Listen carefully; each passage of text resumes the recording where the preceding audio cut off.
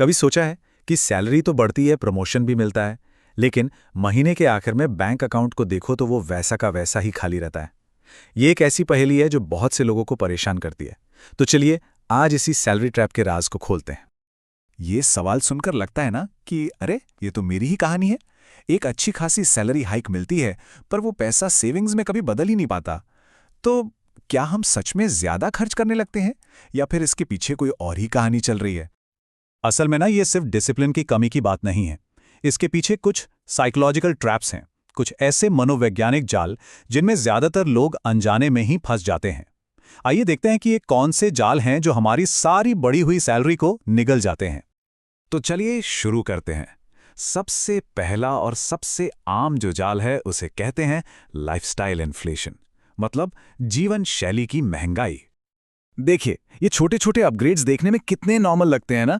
जैसे ही सैलरी बढ़ती है, पुरानी बाइक की जगह एक कार आ जाती है, वो 5,000 वाले फोन की जगह 50,000 का लेटेस्ट आईफोन, और नॉर्मल रेस्टोरेंट में खाने के बजाय फैंसी कैफे में जाना शुरू हो जाता है। ये सब मिलकर चुपके से सैलरी का वो पूरा बड़ा हुआ हिस्सा खा जाते हैं और हमें पता तक नहीं चलता। अब आते हैं दूसरे जाल पर। यह है सोशल कंपैरिजन, यानी दूसरों से तुलना करना, और साथ में बजट का ना होना।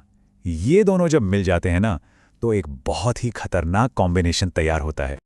हम लगातार अपनी जिंदगी को अपने दोस्तों, अपने साथ काम करने वालों और हाँ, सोशल मीडिया पर दिख रहे लोगों से कंपेयर करते रहते हैं। और जैसे ही सैलरी बढ़ती है, दिमाग में एक आवाज आती है, अब तो मैं भी एक बेहतर लाइफस्टाइल डिजर्व करता हूं। और बस यहीं से यह जाल कसना शुरू हो जाता है। और इस कंपैरिजन का नतीजा क्या होता है? उस नई सैलरी को जस्टिफाई करने के लिए नए कपड़े खरीदे जाते हैं, लेटेस्ट गैजेट्स लिए जाते हैं, अचानक से दोस्तों के साथ घूमने के प्लान बन जाते हैं। और क्योंकि कोई बजट तो है ही नहीं, तो जितना भी एक्स्ट्रा पैसा अकाउंट में आता है वो सारा खर्च हो जाता है। नतीजा, सेविंग जीरो पर ही अटकी रह जाती है। अब एक और गहरे साइकोलॉजिकल कॉन्सेप्ट को समझते हैं। इसे कहते हैं मनी इल्यूजन, यानी पैसे का भ्रम। ये थोड़ा छुपा हुआ है, लेकिन इसका असर बहुत जबरदस्त होता है।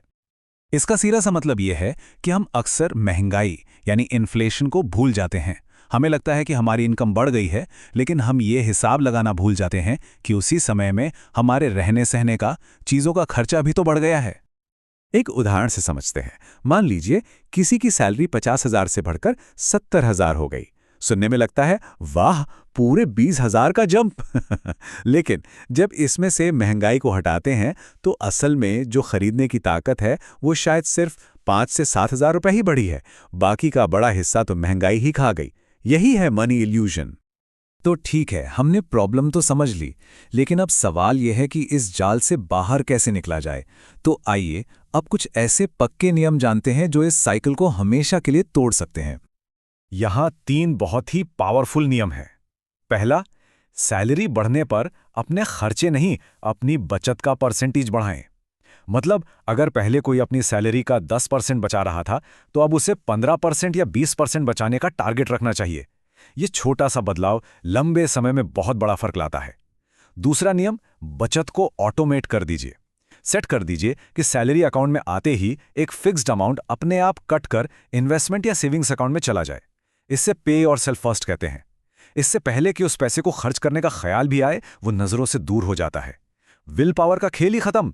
और तीसरा और सबसे जरूरी नियम, अपनी लाइफस्टाइल को धीरे धीरे और सोच समझकर अपग्रेड करें। हर प्रमोशन के साथ जिंदगी को पूरी तरह से बदल देने की कोई जरूरत नहीं है। अपनी बढ़ी हुई कमाई का एक छोटा हिस्सा एंजॉय कीजिए, लेकिन उसका ज्यादातर हिस्सा अपने भविष्य के लिए बचाइए। तो आखिर में सबसे जरूरी बात यह है कि सैलरी में जो भी ग्रोथ हो, उसका असर आपकी वेल्थ यानी आपकी संपत्ति में दिखना चाहिए, ना कि सिर्फ आपके शॉपिंग बिल्स और बढ़ते हुए खर्चों में। तो अगली बार जब सैलरी बढ़े तो खर्च करने से पहले खुद से बस एक सवाल पूछना है, ये जो पैसा है, ये मेरे भविष्य को सुरक्षित करेगा या सिर्फ मेरे आज के आराम को? इसका जवाब ही तय करेगा कि कोई इस सैलरी ट्रैप में फंसा रहता है या फिर फाइनेंशियल फ्रीडम की तरफ बढ़ता है।